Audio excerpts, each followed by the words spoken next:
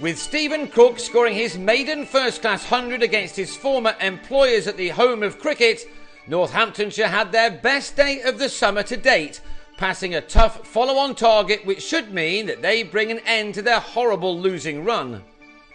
The penultimate day of their LV County Championship match with Middlesex at Lords began with them in a spot of bother again, responding to their host total of 488 for 9 with one of 89 for 3.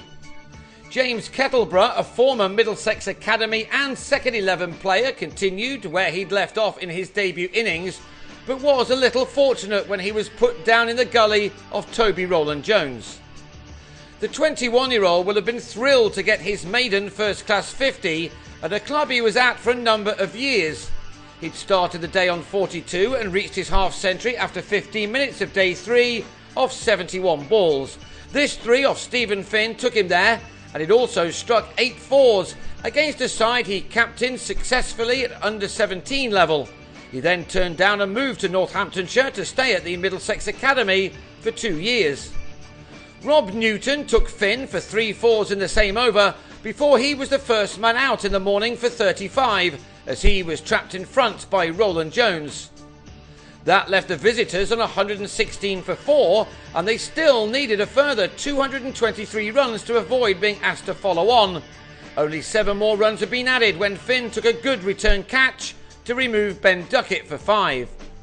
It looked as if it would be the same old story for Northants this season, especially as they were not going to be able to call on the services of Rob Keogh, who damaged a finger in the slips on the first day.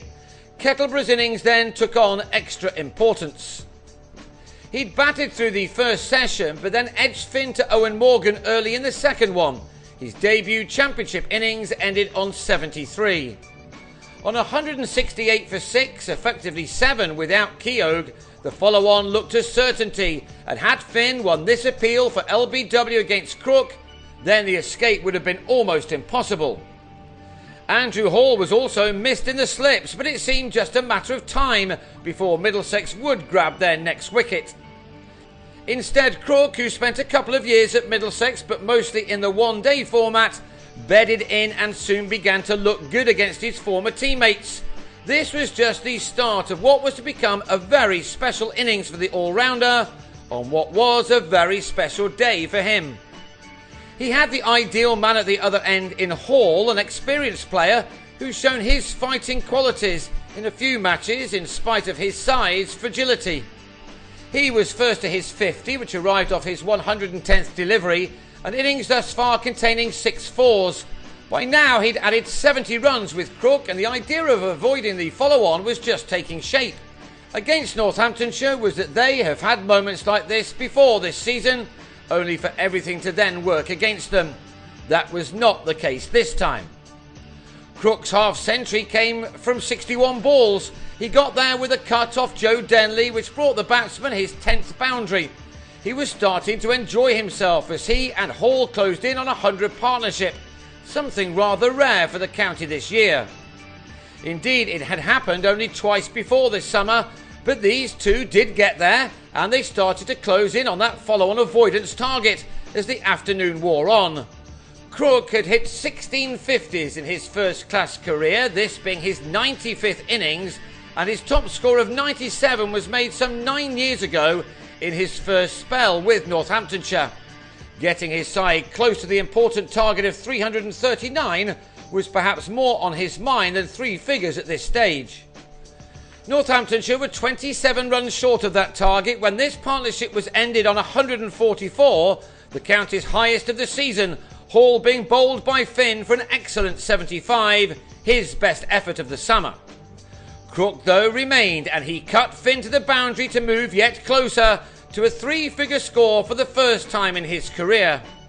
He did his best to get out before he got there, but then, to his 103rd delivery, he slashed Rowland-Jones to the grandstand boundary to bring him his 20th 4 and to get his heart racing.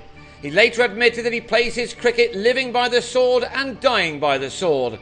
He was certainly living here and enjoying every moment of it.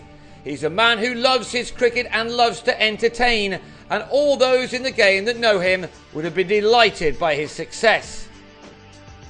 With the follow-on indeed avoided as well, Crook could now really enjoy himself. 3 more fours followed as he moved on to 131. That's where his memorable knock was ended as he came down the wicket to Ravi Patel to be stumped.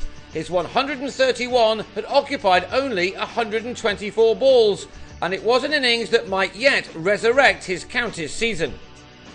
He'd come in with his side on 168 for 6 and left with the total reading 379 for 8. 5 runs later, Maurice Chambers, who'd supported Crook admirably for an hour, was bowled by Patel for 20. With Keoghan able to bat, Northants were all out for 384 to trail by 104 runs. Finn the pick of the bowlers with figures of 4 for 110. Chris Rogers and Nick Gubbins then added 22 runs to that lead in 6.5 overs. Before Northamptonshire's best day of the summer ended in just the right way for them, as their former player Rogers pulled Chambers to Kettleborough after making 18. Gubbins and Darwin Milan batted out the remaining 4 overs to take the total to 30 for 1 at the close, and that gives Middlesex a lead of 134 runs with a day to go. This was, without doubt, Crook's day, but the game is not over yet, and his side will hope that they don't let things slip on the final day.